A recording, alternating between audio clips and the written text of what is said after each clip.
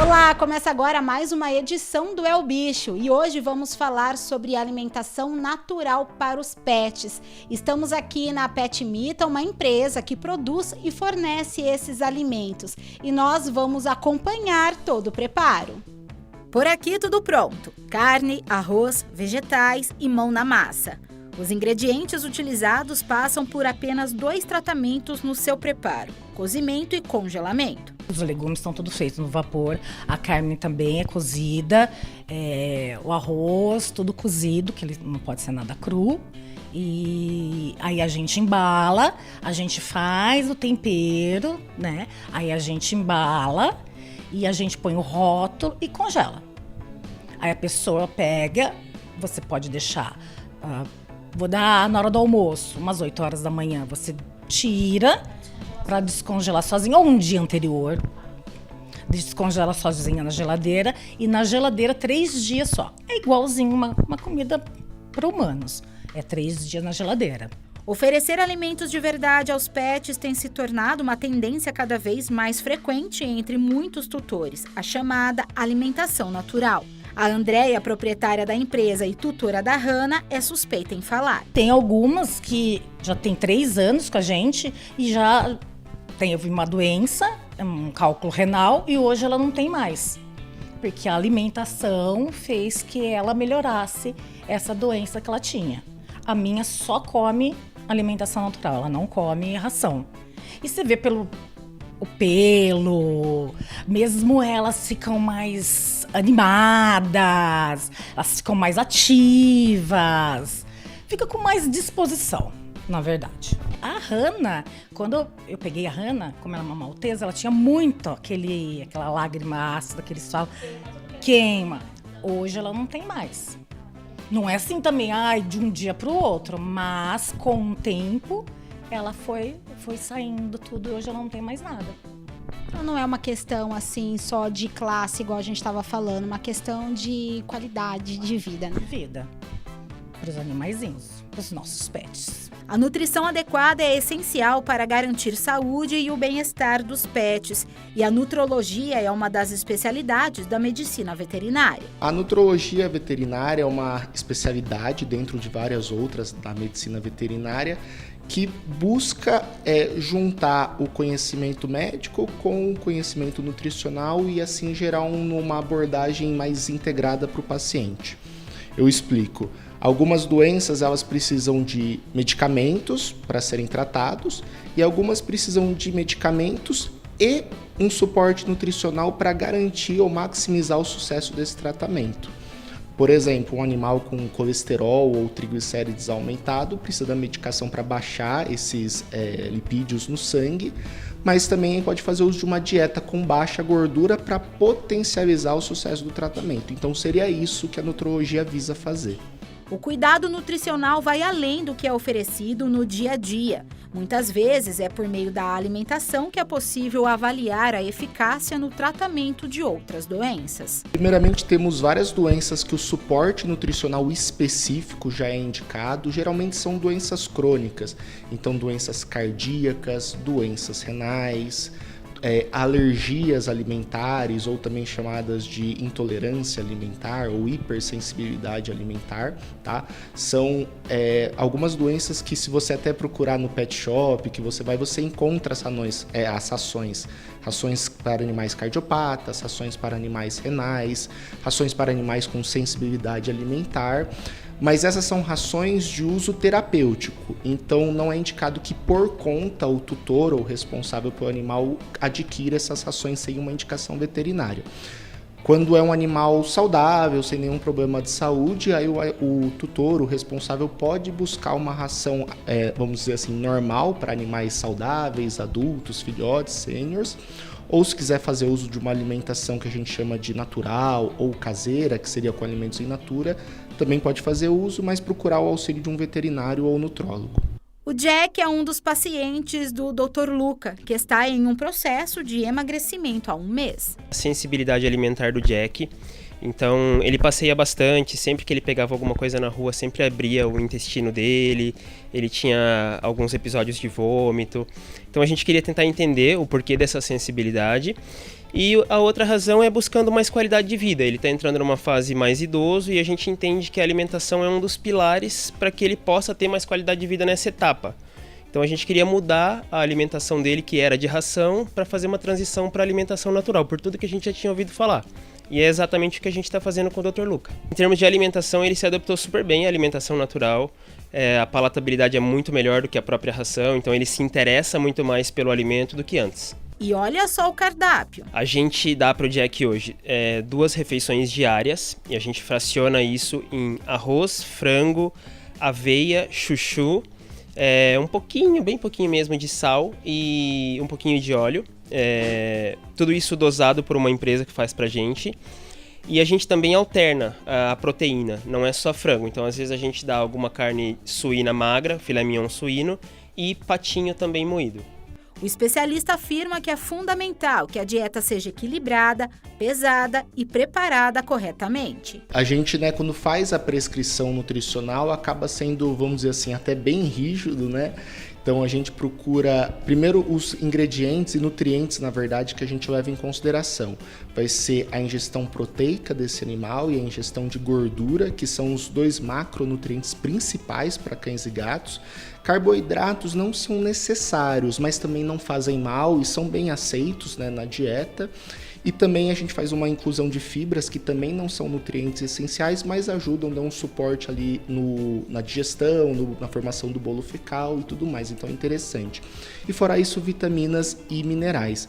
E quando a gente faz a prescrição, a gente tenta prescrever o ingrediente ali que vai ser utilizado. Então, para carne, ou melhor, para proteína, uma carne vermelha, ou carne de peixe, carne de frango, a gente leva em conta a necessidade do animal, aquilo que o tutor consegue comprar ou achar com mais facilidade, às vezes a doença, se tiver alguma doença envolvida, e daí a gente passa certinho a quantidade em gramas que aquele animal vai consumir por dia.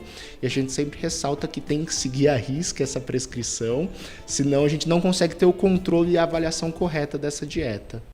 Nessa empresa são fornecidas receitas para cães saudáveis e também para animais com dietas controladas. Contratamos uma nutricionista veterinária que indicou algumas receitas saudáveis para cachorros saudáveis e nós fizemos a suína, frango e bovina, tudo para cachorro saudável. Fora essas receitas surgiram as receitas controladas, que os pets vão no veterinário, às vezes tem uma doença, às vezes tem uma alergia, e o veterinário, o nutrólogo, passa a receita e a gente faz o orçamento e a gente produz essas marmitinhas.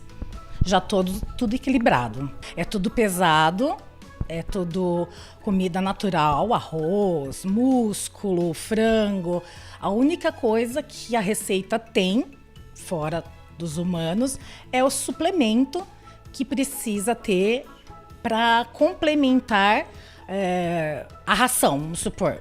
Então você pode dar comida natural com esse suplemento que completa a ração. Não precisa mais dar ração para o cachorro. Somente a AN, a alimentação natural. O que mais sai é o boi, que é o músculo, o coração do boi, o fígado do boi, arroz integral, abóbora, chuchu e batata doce.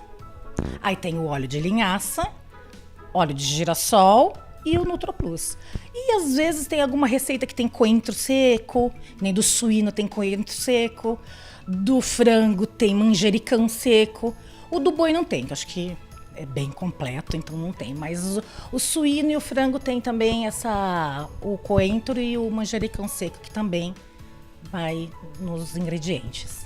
Cada animal tem suas próprias necessidades nutricionais, que variam de acordo com a raça, idade, peso e condições de saúde. Num primeiro momento, se a gente está falando de um animal saudável, que come primeiramente uma ração, um alimento de boa qualidade, a gente não tem um exame específico indicado que assim, vamos fazer esse exame para ver se tal nutriente está nas condições corretas. A gente vai muito, às vezes, pela clínica do animal, então às vezes se tem uma queda de pelo não explicada, se o manejo nutricional não está acontecendo de maneira correta, se o tutor ou responsável começou a dar uma comida caseira sem um suporte veterinário. Isso tudo vai depender, né, da clínica do animal, do histórico desse animal, mas sim, a gente consegue fazer alguns exames, tanto gerais quanto específicos, para ver se tem algum excesso de nutriente ou a falta de algum nutriente. Em diferença, sim, das rações tradicionais que a gente vê no pet shop, no mercado, com esses alimentos in natura, né, a gente tem algumas diferenças mais gritantes, né, que o alimento que é in natura, caseiro, natural, ele é um alimento que acaba sendo mais atrativo para o paciente, é mais palatável se comparado com as rações, tá bom? Então, tem uma aceitabilidade maior. Existe também um interesse, tanto por parte das empresas que fazem essas marmitas naturais, quanto pelo próprio público consumidor, que é a busca por um alimento mais saudável. Só que supostamente é um alimento mais natural, sem conservantes específicos e tudo mais. Mas eu aproveito esse momento até para ressaltar para o telespectador que até hoje a gente não tem nenhuma evidência que uma ração de uma empresa que segue as normas, diretrizes técnicas de boa qualidade de fabricação e tudo mais, a gente não tem evidências que uma ração, um alimento in natura, um seja melhor que o outro, tá bom? Ambas as alimentações são seguras e a gente sempre pensa que na nutrição a dieta tem que funcionar como uma ferramenta, ou seja, nem toda ferramenta vai funcionar para aquele prego específico, para aquele equipamento específico. Então não tem como eu falar um alimento é mais saudável de maneira absoluta, sempre vai depender de cada caso. Além da questão dos exames, como eu já mencionei, também tem a parte da avaliação física. E eu acho que a ferramenta para um nutrólogo veterinário mais importante é a ferramenta de score de condição corporal, que é uma tabelinha que nós temos aqui no hospital, que é fazendo uma aproximação grosseira como se fosse o IMC de seres humanos, aquele índice de massa corpórea, que nos seres humanos faz um cálculo para saber se a pessoa está muito magra, se está acima do peso.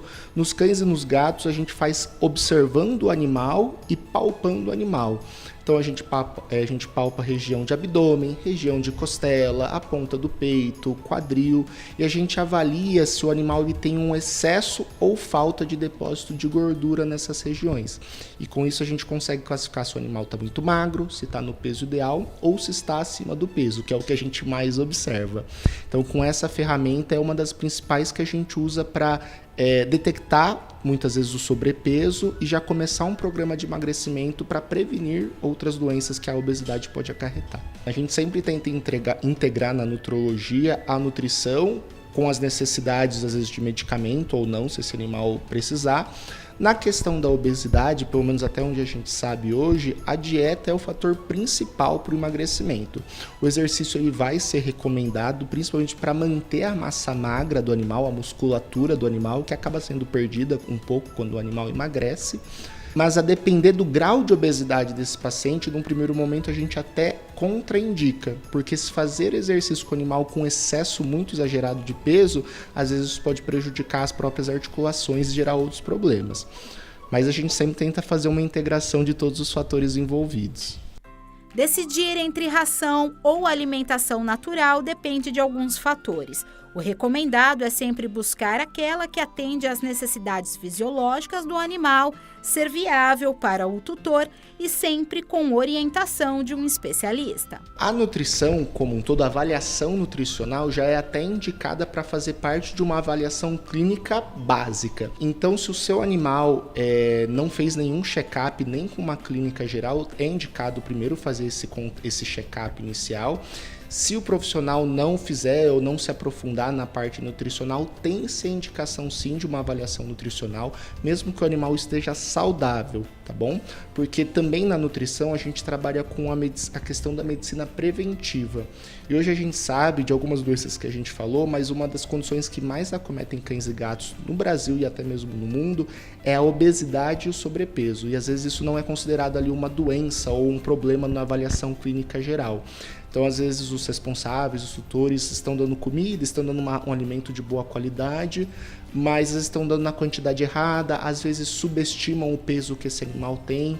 Então, um primeiro contato, uma primeira avaliação, se nunca foi feito uma avaliação, um check-up nutricional, é sempre indicado. Para, se tiver algum problema acontecendo no manejo, no tipo de dieta, já ser detectado e corrigido antes que isso se torne uma bola de neve maior no futuro.